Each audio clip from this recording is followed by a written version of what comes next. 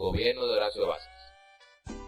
El 12 de julio de 1934 se inició la Tercera República al asumir la presidencia Horacio Vásquez, y los marines norteamericanos abandonaron el país, aunque dejando sus influencias e instituciones para representarlos en territorio dominicano.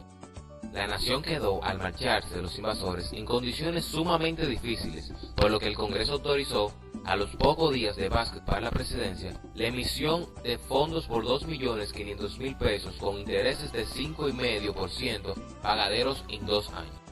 Vásquez gestionó un préstamo por $25 millones en los Estados Unidos para mantener los programas de fomento y obras públicas iniciado por Cáceres y ampliado por los interventores.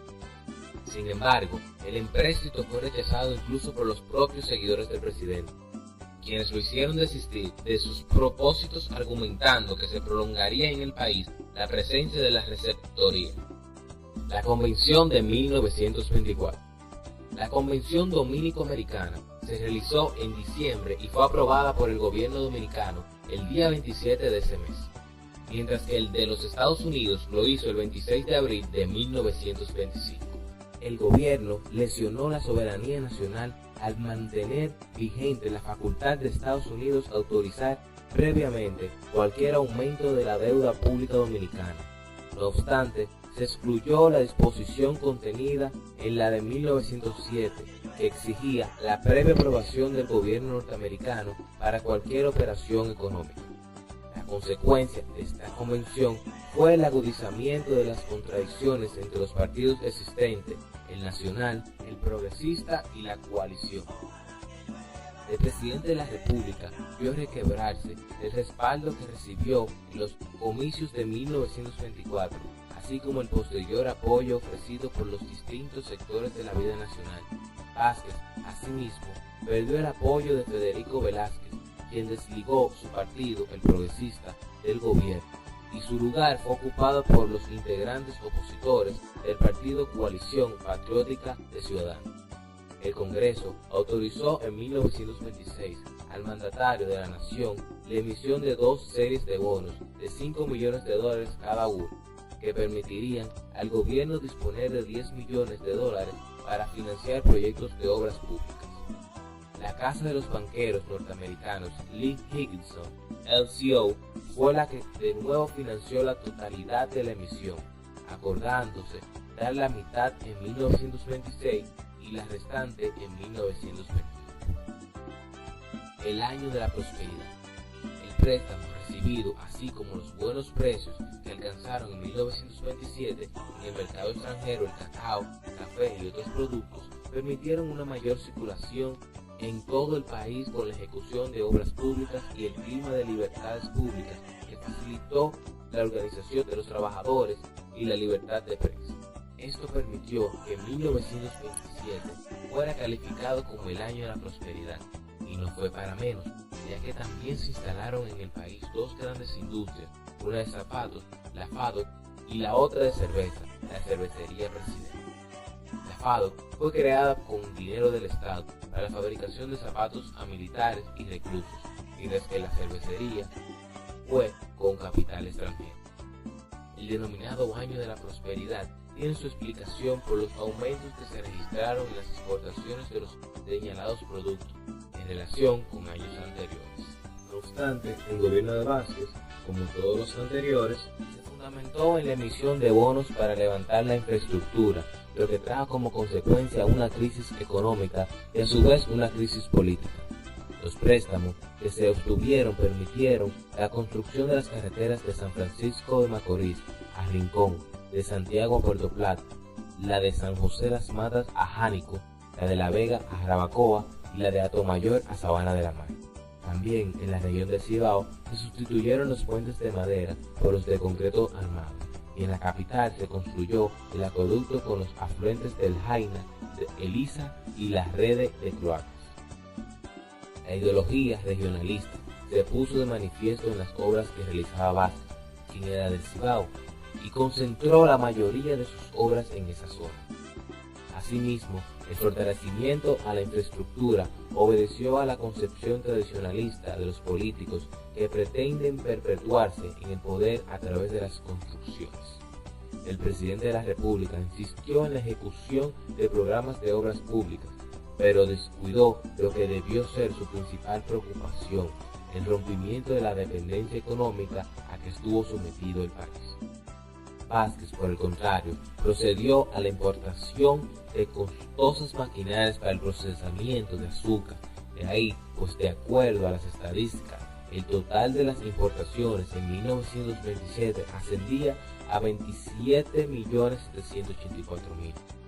Es importante destacar que de ese total solo fueron invertidos en la importación de alimentos la suma de $7.505.000 a la compra de arroz, el principal producto de consumo de los dominicanos. Al concluir el ejercicio fiscal de 1928, la deuda pública ascendía a $20 millones, desglosado de la siguiente manera. Emisión de bonos de 1922-1942. Primera serie autorizada por la Orden Ejecutiva número 735 del 28 de marzo de 1922. El gobierno militar, $3.300.000. Segunda emisión de la serie de bonos 1922 a 1942, autorizada por la Orden Ejecutiva número 735 del 28 de marzo de 1922 durante el gobierno militar, $6.700.000. Emisión de bonos 1926 a 1940. Primera serie autorizada por la Ley número 516 del 9 de octubre de 1926, $5 millones. Segunda serie de bonos autorizada por la Ley número 516 en 1928, $5 millones. El movimiento de la prolongación. Las consecuencias de la política económica de Vázquez permitieron aumentar la dependencia de la República frente a los Estados Unidos y acrecentó el interés de este en mantenerse en el poder, lo que se manifestó en el denominado movimiento de la prolongación. Este movimiento insistió en que Vázquez debía permanecer en el poder hasta 1930, 2 años más del periodo acordado. Enrique Apolinar Enríquez, Don Quiquí, fue el principal ideólogo de la prolongación, el significar que Vázquez fue electo por la Constitución de 1908 que establecía el mandato presidencial por 8 años. De ahí que maniobró para que el Congreso aprobara una reforma constitucional el 17 de junio de 1928, en la que se extendió no solo el mandato presidencial y vicepresidencial, sino también el de los diputados. La protesta no se hizo esperar de parte de Federico Velázquez y sus seguidores. El vicepresidente de la República se trasladó hacia los Estados Unidos en busca de respaldo, pero no lo consiguió.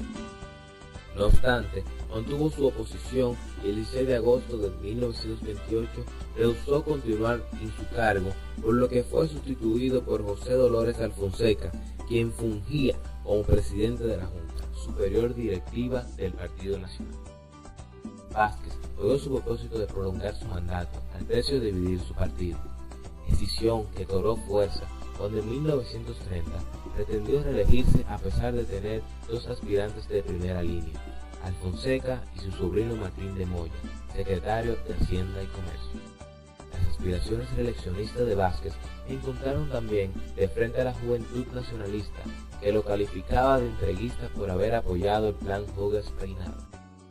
Vázquez, quien se encontraba enfermo, debió enfrentar a otros adversarios de mayores consideraciones que los anteriores: la crisis mundial de fines de 1929 y el general Rafael Leónidas Trujillo, a quien creía su leal aliado.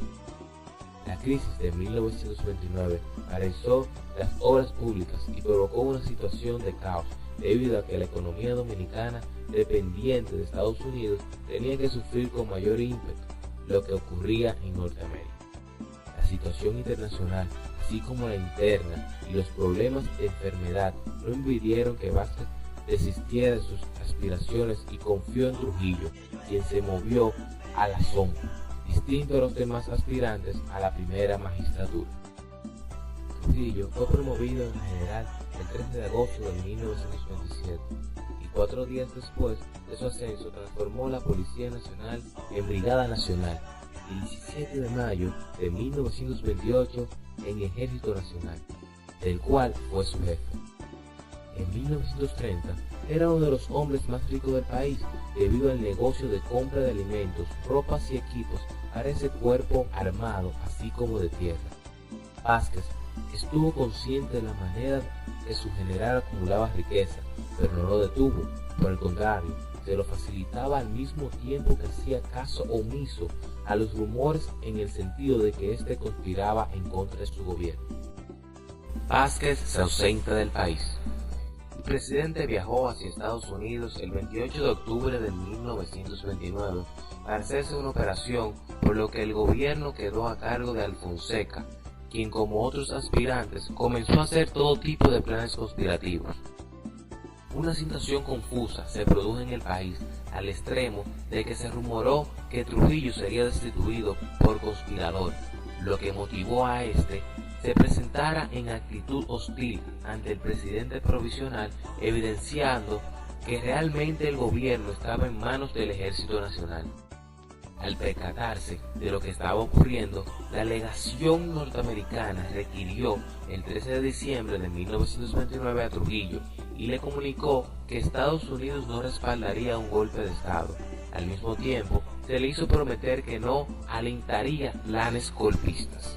Sin embargo, el jefe del Ejército Nacional contó con dos periodistas, Rafael Vidal y Roberto Despradet, quienes lo estimularon a continuar con sus planes con el respaldo del doctor Rafael Estrella Ureña, quien creyó que realmente encabezaría el movimiento.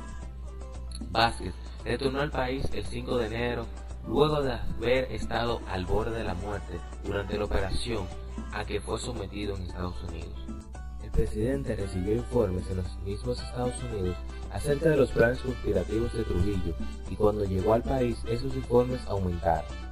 No obstante, los ignoró y procedió a ofrecerle a Trujillo el cargo de ministro de Defensa Nacional el 16 de febrero, fecha en que coincidencialmente estaba programada una revuelta popular en Santiago y que no se produjo por la llegada a esta ciudad del nuevo ministro americano, Charles Curtis. Los conspiradores detuvieron sus planes solo unos días y el 23 de febrero, dirigidos por Estrella Ureña, Elías Bracha y Desiderio Arias, entre otros, tomaron la fortaleza San Luis, cuyos comandantes fueron sobornados por Trujillo. Unos 1.500 hombres se dirigieron luego hacia la capital, seguros de que no encontrarían resistencia porque contaban con el apoyo del jefe del Ejército Nacional.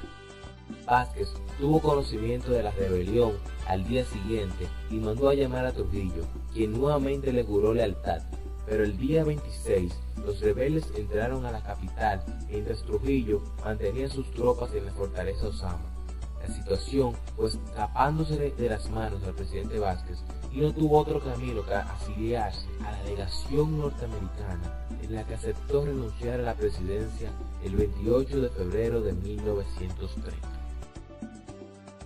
Aspectos principales del gobierno de Vázquez: reorganización estatal y de fomento y protección a la agricultura, derogación de una serie de privilegios otorgados por el gobierno militar en favor de compañías norteamericanas, limitación de las extensiones de terrenos que las compañías extranjeras podían dedicar al cultivo de la caña de azúcar por decreto, incremento de la corrupción entre los allegados a Vázquez, programas de obras públicas, libertades públicas.